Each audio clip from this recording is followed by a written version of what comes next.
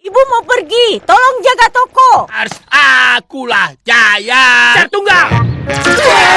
Tolong ya. Aku tidak mau pegang tiket ini. Aku berhasil. Mama.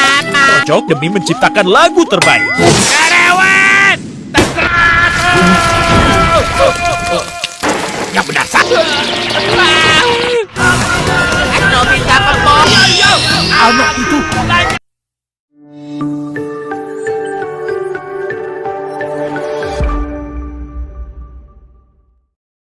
Hai semuanya, kembali lagi bersama Hirka Harika. Kali ini, Mimin bakal bawain alur cerita dari Doraemon yang berjudul Munculnya Makhluk Halus. Dan gak usah berlama-lama lagi, inilah alur ceritanya. Di suatu hari, Nobita, Giant, Suneo dan Shizuka tengah duduk bersama. Di sini, mereka tengah membicarakan terkait liburan. Dan saat itu, Suneo mengajak Nobita untuk ikut liburan bersama. Bahkan, Suneo juga mengajak Doraemon untuk ikut liburan. Namun setelah Nobita pergi, Suneo dan Giant terlihat tersenyum dengan penuh arti. Nobita pun pulang dan memberitahukan hal itu kepada Doraemon. Nobita merasa bahagia, karena mereka mau mengajak Nobita liburan bersama. Singkat cerita, mereka pun tengah berada di perjalanan menuju hutan yang hendak mereka kunjungi. Awalnya, Nobita merasa bahagia dengan hal tersebut. Namun saat di tengah jalan, Giant mengatakan, jika villa yang hendak mereka kunjungi, dahulunya pernah angker dan terdapat sosok hantu yang menunggunya. Mendengar hal itu, Nobita pun menjadi ketakutan.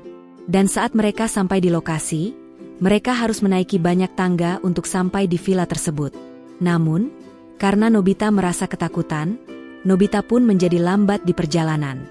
Doraemon yang melihat hal itu pun mengerti, jika Nobita tengah merasakan ketakutan.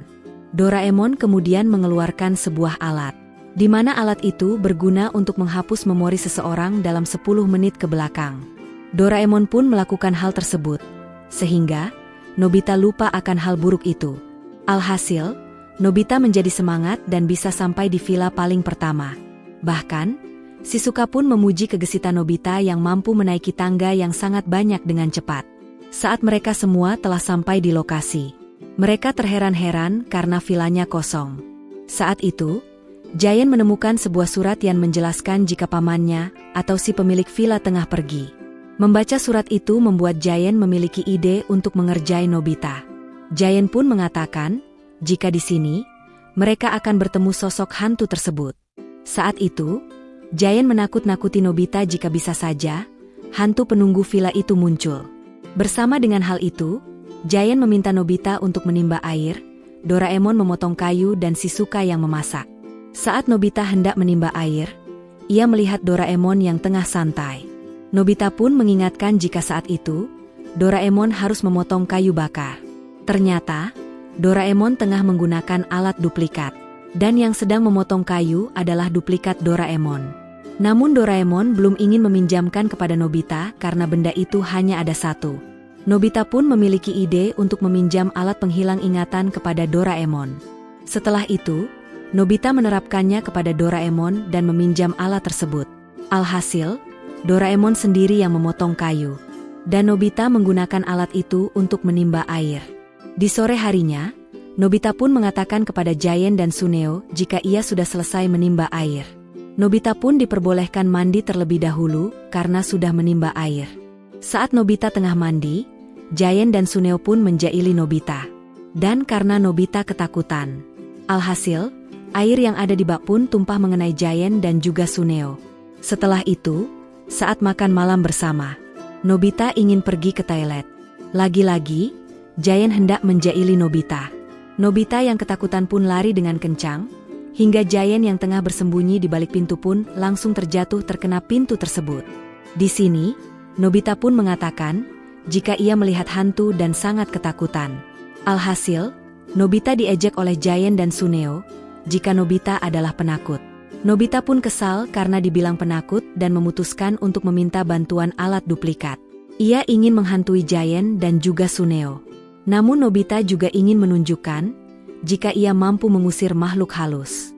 Nobita pun mengajak Giant dan Suneo untuk berkumpul di suatu tempat. Saat itu, Nobita langsung memanggil hantu itu. Tak lama kemudian, hantu itu datang. Nobita dengan percaya diri memarahi hantu tersebut dan mengusirnya. Di sini, hantu itu pun pergi begitu saja dan terlihat ketakutan. Setelah itu, Nobita keluar villa dan bertemu dengan duplikat. Nobita pun berterima kasih karena sudah bisa diajak kerjasama.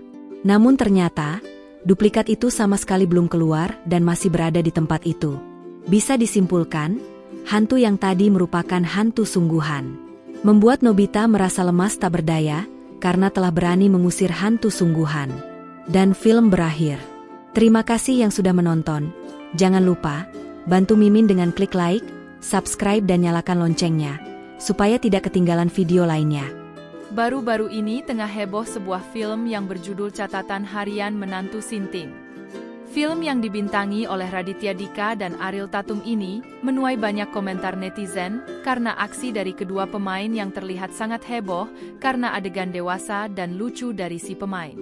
Film ini akan tayang di bioskop mulai tanggal 18 Juli 2024. Di sini diperlihatkan sosok Ariel Tatum yang memerankan Minar, menantu dari Jawa yang harus beradaptasi dengan keluarga Sahat yang dibintangi oleh Raditya Dika dan berasal dari keluarga Batak. Film ini diadaptasi dari sebuah novel karya Rossi L. Simamora. Kemudian, film ini digarap dengan serius oleh Sunil Soraya, yang juga menjadi produser dan sutradara.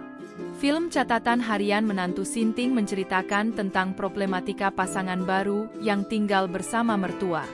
Cerita yang sangat dekat dengan kehidupan masyarakat, terutama masyarakat Batak.